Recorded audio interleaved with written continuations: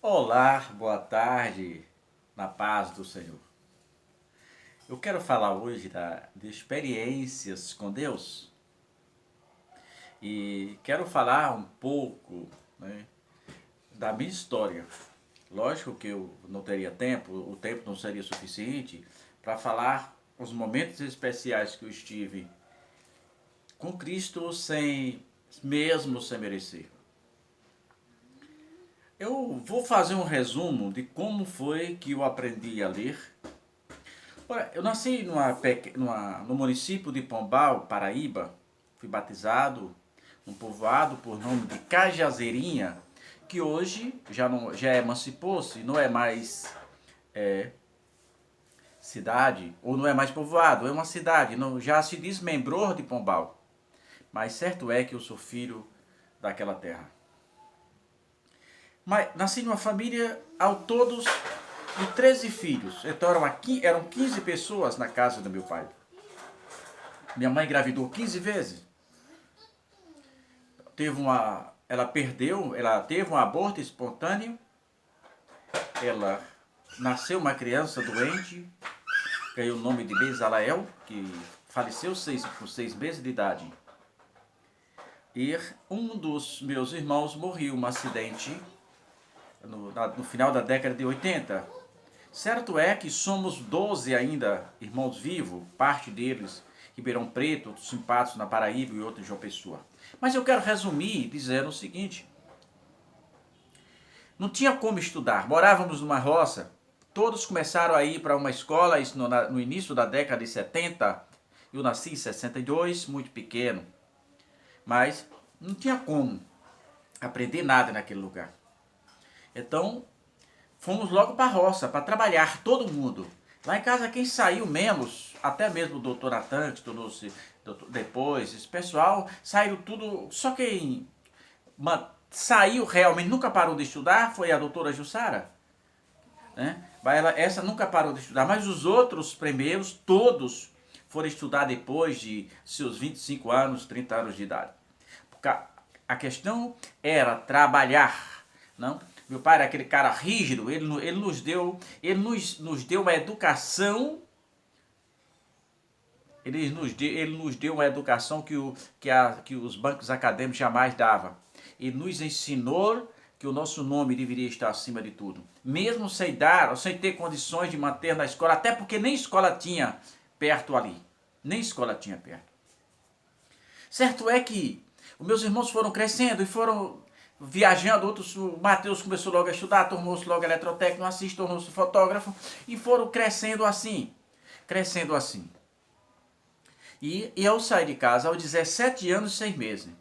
Saí de casa no dia 23 de fevereiro de 1980. Lembro como fosse hoje aquela cena.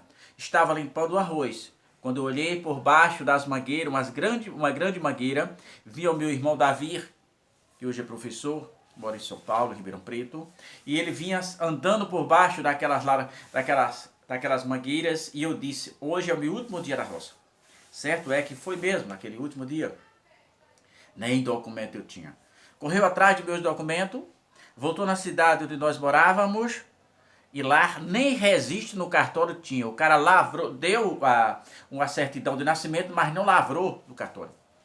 Tive que tirar uma segunda via, ou peguei os dados do documento que já tinha em mão, o registro velho, com esses dados, só mudou a cidade. Agora eu tive que tirar como filho natural de São José de Lagoa Tapada, desde que eu era filho natural de Pombal, porque lá não tinha nada no cartório. Saí de casa aos 17 anos e 6 meses. Completamente analfabeto.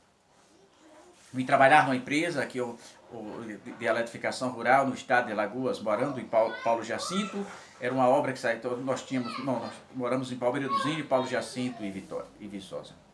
Certo é que, encurtando essa trajetória, passados aí 2 anos e pouco, fomos para Águas Pretas, Pernambuco, recebi minhas férias. Lá retornamos a João Pessoa, fui para casa no interior. Depois a empresa, chegando em João Pessoa de volta, a empresa nos mandou para a cidade de Central, na Bahia. Chegando ali na cidade de Central, eu novo convertido, fui congregar na Assembleia de Deus, onde a maioria da minha família era e ainda é, na Assembleia de Deus. E ali eu fui. E uma noite, naquela igreja, eu bem vestido, trabalhava, mas completamente analfabeto. E o que aconteceu? Um culto maravilhoso, um irmãozinho da igreja, era até um pernambucano, que frequentava aquela igreja ali. Porque tinha muita gente de fora que vinha para a região do Central, depois trabalhar na região do Feijão. E naquela noite ele me deu uma harpa e disse: irmão Juraci, vamos cantar. Olha, foi antes do meu acidente, não tinha isso não. Isso aqui é outra história, E quando ele disse: Juraci, vamos cantar, me deu uma harpa. Irmãos, eu completamente analfabeto. Um mês de outubro, mais ou menos, não, setembro, cheguei aqui na Bahia em setembro, mais ou menos em outubro de 82. Eu completamente analfabeto. Ele me chamou para cantar com a harpa. E aquilo marcou profundamente meu coração. Meu Deus, eu não sei ler. Como é que pode? E eu disse: Senhor, se tu me ensinares a ler, eu vou ler a tua palavra o máximo que eu puder. Irmãos, e como eu não sei o princípio, não sei como se iniciou. Se eu disser a você que eu sei, eu estou mentindo. Eu não sei. Certo é que quando eu percebi, eu já estava lendo e escrevendo. Eu estava lendo e escrevendo. E o tempo passou muito rápido.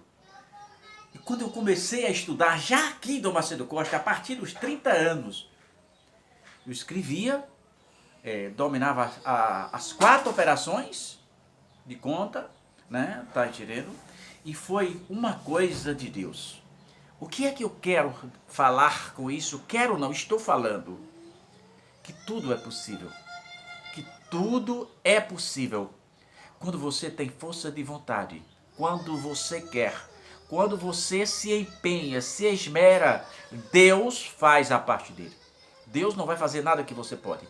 Ali eu não podia frequentar a escola, estava trabalhando o dia todo, longe de casa, não tinha, né? E Deus fez com que isso acontecesse na minha vida. Comecei a ler li a Bíblia por mais de 4 vezes, né? Então Deus me abençoou grandemente nesta área. Tá entendendo? Então, por que eu estou dando esse testemunho? Porque recentemente, num grupo que nós temos, que me colocaram ali de Goiás, estou aqui na Bahia, Dom Macedo Costa, foi o Dr. Pericleon que me colocou nesse grupo. Há um testemunho de alguém dizendo assim: eu vou pedir a Deus para que Ele me ensine a ler. E talvez algumas pessoas, né, ignore aquele homem dizendo: eu vou pedir a Deus. Irmão, Deus quer fazer parte da sua vida nos mínimos detalhes. Deus sabe o seu coração, Deus conhece a tua história, Deus conhece tudo a teu respeito. Ele quer fazer parte da sua vida. E isso não é diferente. A Bíblia diz que tudo que você pedir a Deus, crendo, recebereis. Tudo. Tudo engloba tudo mesmo. Tudo. Tudo. Paulo, escrevendo aos Romanos, ele disse que Deus chama as coisas que não são como que já se fosse. Então, eu aprendi a ler desta forma. Não foi professor nenhum que me ensinou a ler. Não foi professor nenhum que me ensinou. Quando eu vim para a escola, eu já sabia ler e escrever. E que Deus em Cristo continue nos abençoando e dizendo: não desista dos seus sonhos, não desista dos seus objetivos. Não existe sonho tão grande ou até mesmo tão pequeno que Jesus não possa realizar. Deus não sonha por você, é diferente. Ele sonha com você. Pense nisso.